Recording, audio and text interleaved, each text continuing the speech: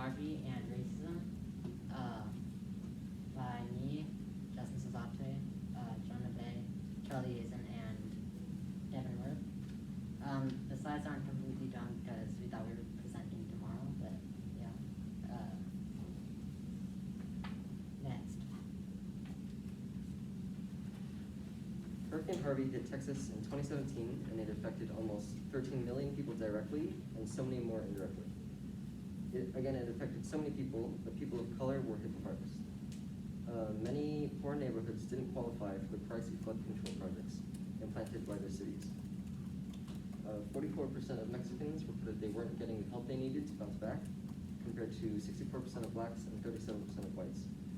50% of those people with lower income reported not getting the help they needed, compared to 32% of those with higher income. Emily Watts, the widow of the Washington Post, once said in an article, "Bad things happen to everyone, and if you're disadvantaged, for example, by poverty or structural racism, you shouldn't expect you to bounce back like the others." Next slide. Houston can do a variety of things and solutions to sort of help these people of color and just people in general. The first thing we said, they can make more affordable housing in non-wetland areas. They can create stormwater detention centers, and they can preserve these wetlands so houses cannot be built on them. Next slide, please. So a lot of the area around Houston is swamp and wetland area, and Houston destroyed these swamps to make room for housing. And these houses are low in cost because of where they are located, so usually the community there is poor. And when big floods happen from hurricanes, all the water naturally flows to these swampy wetland areas, heavily flooding the neighborhoods of lower income. So the first solution we said is Houston can help with this by adding or making housing more affordable in less at-risk areas, so the people are not affected as much. The downside to this is that it could take Houston a long time to do this, to persuade different people to make new houses and make them really affordable, possibly making time for another flood or storm to hit. Next slide, please.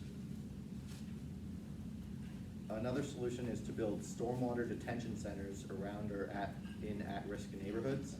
These systems can trap water and transport it to a safe location or wait till the water evaporates.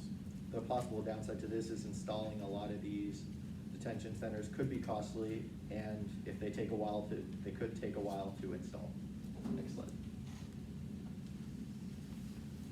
In addition to making houses more affordable for reconstruction or just building them back in general because they're so damaged, another solution that we came up with was to eliminate the houses in general from wetlands and reservoirs. The solution also suggests that the government or Houston or FEMA or any government agency would not build any more houses in those areas, or else obviously this problem would still occur. So they would just relocate those houses to different areas in Houston. Next slide, please. The impact on the solution is that the impact with that we would eliminate houses and wetlands and reservoirs altogether. Furthermore, this would impact the building from getting damaged. Also, people would have to spend not nearly as much money to rebuild, reconstruct, or just build new houses. Also, FEMA or the Federal Emergency Management Agency would not have to spend as much money or put as much money in the budget to assist those in need, such as people of color and whites in Houston. So they would have to, they wouldn't spend nearly as much money, and it would save a lot of money for the government. Next slide. Limitations. However, eliminating homes would result in less homes in Houston. So that is one of the limitations. There might not be enough space in Houston, and there could be less homes that would have to be relocated. And also, there might not be enough money in the budget to demo or eliminate the houses from the wetlands and then put them or relocate them in a safer area in Houston where flooding would not be as a risk. Next slide.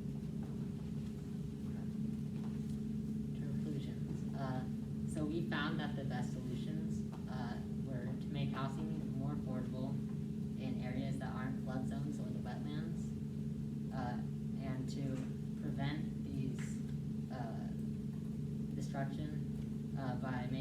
putting in water trapping systems to prevent mass flooding and to reduce damage. The reasons why these are the better solutions are because it addresses the issue of housing segregation, and the federal relief funds deepened discrimination. Solutions such as like money for rebuilding the houses in the same areas aren't going to help because they're in the same areas, and if another storm hits, it will just do the same thing over and over again. Next. That's the end. Thank you. Okay.